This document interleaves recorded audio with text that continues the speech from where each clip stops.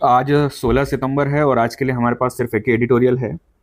अभी कुछ दिनों पहले की बात है, यूएसए में एक दुखद घटना हुई है। एक हत्या हो गई है। अमेरिका के राष्ट्रपति डोनाल्ड ट्रंप के एक सहयोगी थे, चार्ली किर्क की गोली मारकर हत्या कर दी गई है।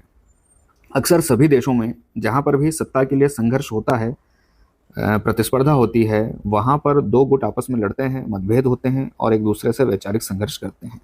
सभ्य देशों में और ऐसे देशों में जहां पर लोकतंत्र गहरी जड़ें जमा चुका है, वहां पर सत्ता और सरकार के लिए संघर्ष शांतिपूर्ण होता है। लेकिन कुछ देशों में सरकार बदलने पर विपक्षी नेताओं को गोली मार दी जाती है, हत्याएं कर दी जाती हैं, मुकदमे होते हैं, फांसी होती है और पूरा सत्ता का संघर्ष एक खूनी संघर्ष बन जाता है। लेकिन भारत या अमेरिका जैसे देश जहां पर लोकतंत्र काफी मजबूत है, पक्ष विपक्ष में एक वैचारिक मतभेद तो है ही, लेकिन आपस में सहयोग भी है।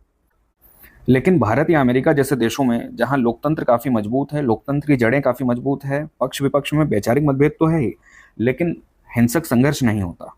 ऐसे देशों में इस तरह की घटनाओं की उम्मीद नहीं की जाती और वैसे होता भी नहीं है। इस तरह के देशों में, भारत या अमेरिका में, इस तरह का खूनी खेल होता भी नहीं है। राजनीति एक वैचारिक प्रतिस्पर्धा है, खूनी प्रतिस्पर्धा नहीं है। लेकिन फिर भी इस तरह की घटनाएं अमेरिका में हुई हैं और कहा जा रहा है कि अमेरिका में इस तरह की घटनाओं का चलन बढ़ रहा है। यह घटना बता रही है कि देशों में लोगों में मतभेद इतना गहरा हो चुका है कि लोग एक दूसरे को सुनना पसंद नहीं करते, एक दूसरे के विचारों का सम्मान नहीं करते। दोनों साइड, दोनों विचारधाराओं में इतना ध्रुवीकरण हो गया है, इतना ज़्यादा ध्रुवीकरण है, इतना ज़्यादा फर्क आ चुका है कि बहसों का समाधान अक्सर हिंसा में ढूंढा जा रहा है। ऊपर से चार्ली किर्क साहब खुद अमेरिका में हथियार रखने के समर्थक रहे हैं। अमेरिका में 1791 में संविधान में दूसरा संशोधन हुआ था। इस संशोधन में अमेरिका के नागरिकों को हथियार रखने का अधिकार मिला था और इस अधिकार को लेकर अमेरिका में बहसें चलती रही हैं। इस तरह के अधिकार को जारी रखा जाए या न रखा जाए, पक्ष विपक्ष दोनों तरह के लोग हैं। पक्ष वाले अपने तर्क देते हैं, पक्ष वाले इसे आत्म सुरक्षा से, आत्मरक्षा से जोड़कर देखते हैं और विपक्ष वाले इसे हिंसा से जोड़कर देखते हैं। 2008 में एक मामला आया था, district of Columbia versus Heller मामला। तो हेलर मामले में सुप्रीम कोर्ट में फैसला सुनाया कि सेकेंड अमेंडमेंट आत्मरक्षा के लिए, बंदूक रखने के लिए व्यक्ति के अधिकार की रक्षा करता है। साफ शब्दों में कहें, सरल शब्दों में कहें तो सुप्रीम कोर्ट ने इस अधिकार को बचाया है। सुप्रीम कोर्ट ने भी इस अधिकार का समर्थन किया है। चार्ली किर्क साहब रिपब्लिकन पार्टी से थे, जो कि यूएसए में दक्षिणपंथी पार्टी है। हम इसे ऐसा समझ सकते हैं कि रिपब्लिकन पार्टी यूएसए की बीजेपी है। जो दक्षिणपंथी विचारधारा वाले लोग होते हैं, ये ऐसे लोग होते हैं जो इतिहास के गौरव पर ज़्यादा जोर देते हैं, परंपराओं पर ज़्यादा जोर देते हैं, धार्मिक पहचान पर ज़्यादा जोर देते हैं और अर्थव्यवस्था के मामले में पूंजीवादी व्यवस्था का समर्थन करते हैं।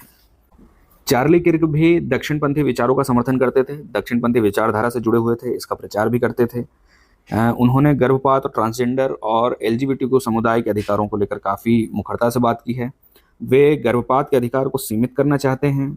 उन्होंने एलजीबीटीक्यू और ट्रांसजेंडर लोगों के अधिकारों को भी सीमित और कम करने के लिए वकालत की है। तो हमें इनके विचारों में एक रूढ़िवादी नज़रिया साफ दिखाई देता है। चार्ली किर्क युवाओं में काफ़ी पॉपुलर थे। रिपब्लिकन पार्टी के लिए युवाओं को मोबिलाइज करते थे।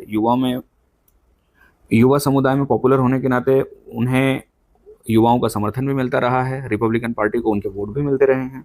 तो इसके लिए चार्ली किर्क साहब काफ़ी महत्वपूर्ण थे रिपब्लिकन पार्टी के लिए और राष्ट्रपति डोनाल्ड ट्रंप के लिए, क्योंकि ये पार्टी को एक वैचारिक आधार भी प्रदान करते थे और युवाओं में काफ़ी पॉपुलर भी थे।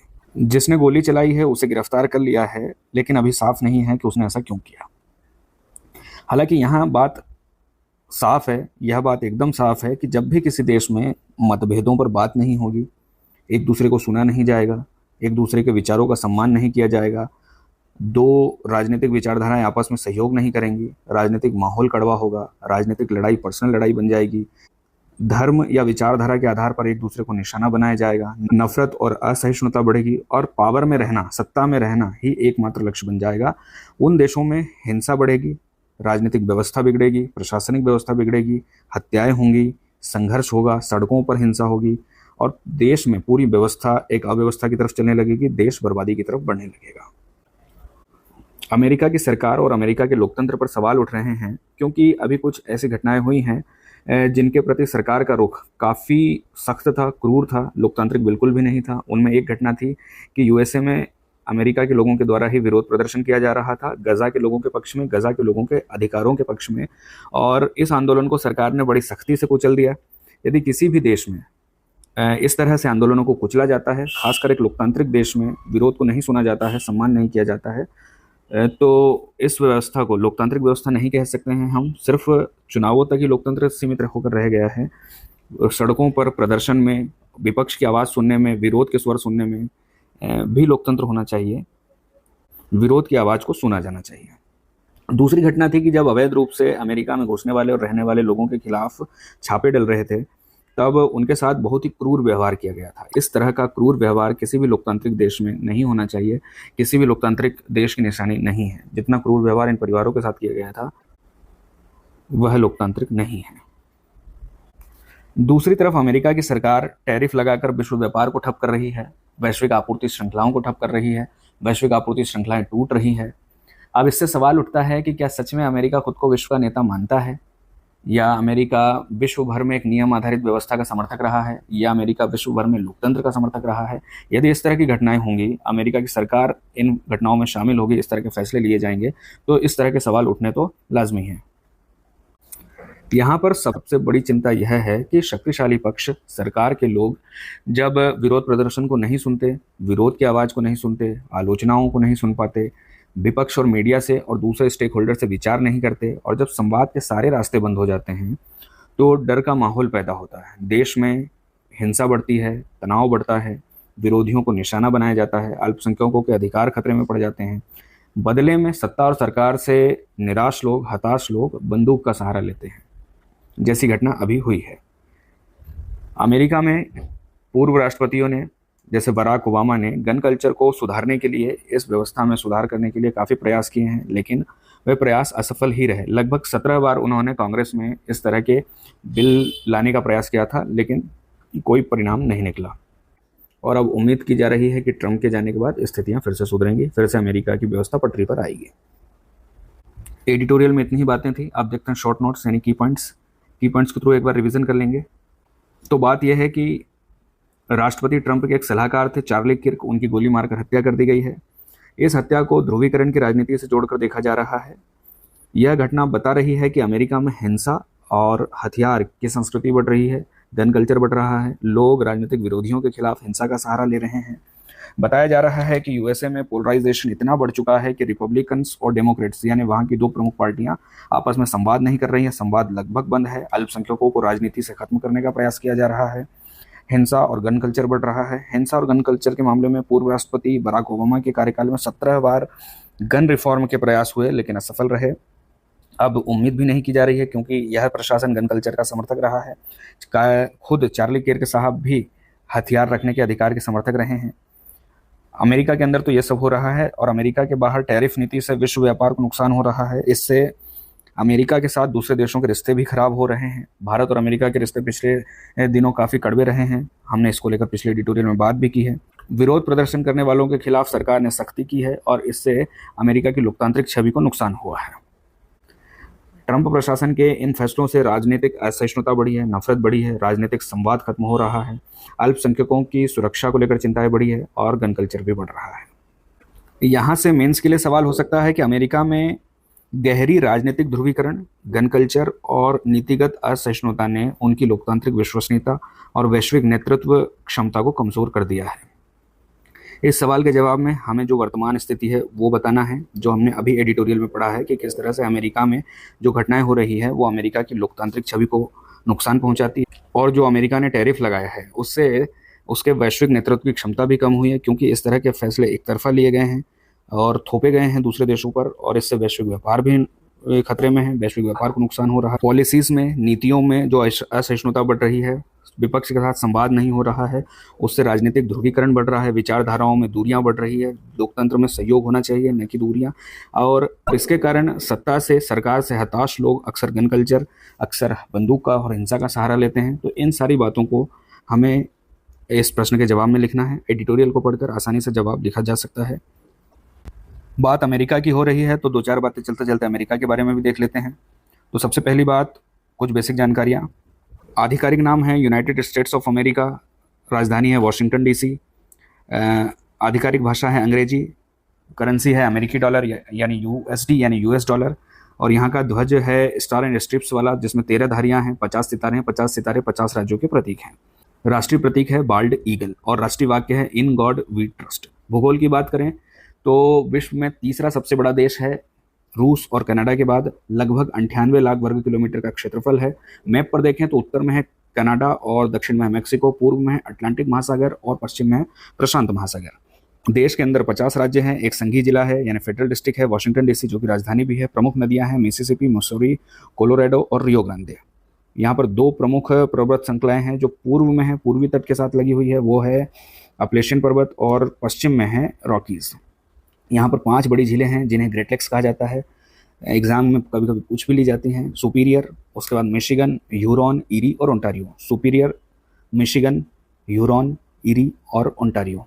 जनसंख्या की बात करें तो यहाँ पर है लगभग 34 करोड़ की जनसंख्या। जनसंख्या के मामले में भी तीसरा स्थान है, चीन और भारत के बाद, नहीं, भारत और चीन के बाद तीसरा स्थान है। यहाँ लगभग 83% आबादी शहरों में रहती है, और इस आबादी में ईसाई मत को मानने वाले, ईसाई धर्म को मानने वाले लोग बहुमत में हैं, और अल्पसंख्यकों में है यहूदी, मुसलमान, बौद्ध, हिंदू और बाकी लोग। राजनीतिक व्यवस्था की बात करें तो इसकी व्यवस्था है संघीय गणराज्य की। यहाँ पर राज्यों ने मिलकर एक संघ बनाया था, और सभी राज्यों के अपने अपने अधिकार हैं, संघ के अपने अधिकार हैं, और इस तरह की व्यवस्था को फेडरल व्यवस्था कहा जाता है। विश्व का सबसे पुराना लिखा हुआ संविधान इसी देश ने बनाया था 1787 में। कार्यपालिका का प्रमुख राष्ट्रपति होता है, यानी सरकार का प्रमुख राष्ट्रपति होता है, और राष्ट्र का प्रमुख भी राष्ट्रपति होता है। यहाँ एक अलग बात है भारत से, भारत में सरकार का प्रमुख प्रधानमंत्री होता है और राष्ट्र का प्रमुख राष्ट्रपति होता है। यहाँ पर राष्ट्रपति ही कार्यपालिका का प्रमुख भी है, यानी सरकार का प्रमुख भी है और राष्ट्र का प्रमुख भी है। विधायिका में यहाँ की संसद को कांग्रेस कहते हैं, और इसमें 2 सदन हैं। उच्च सदन को सीनेट कहते हैं और निम्न सदन को हाउस ऑफ रिप्रेजेंटेटिव कहते हैं।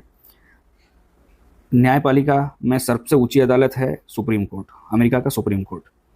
वर्तमान राष्ट्रपति हैं डोनाल्ड ट्रंप, और यहाँ पर जो 2 प्रमुख पार्टियां हैं उनमें एक तो डेमोक्रेटिक पार्टी से पूर्व राष्ट्रपति बराक ओबामा थे, और अभी जो डोनाल्ड ट्रंप राष्ट्रपति हैं वे रिपब्लिकन पार्टी से हैं।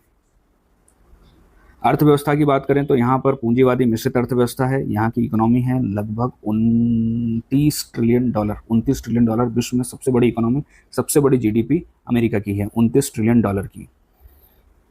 इस जीडीपी में सेवा सेक्टर से आता है 70% का हिस्सा, उद्योग और मैन्युफैक्चरिंग से आता है 19% का हिस्सा, और खेती किसानी से आता है 1% का हिस्सा।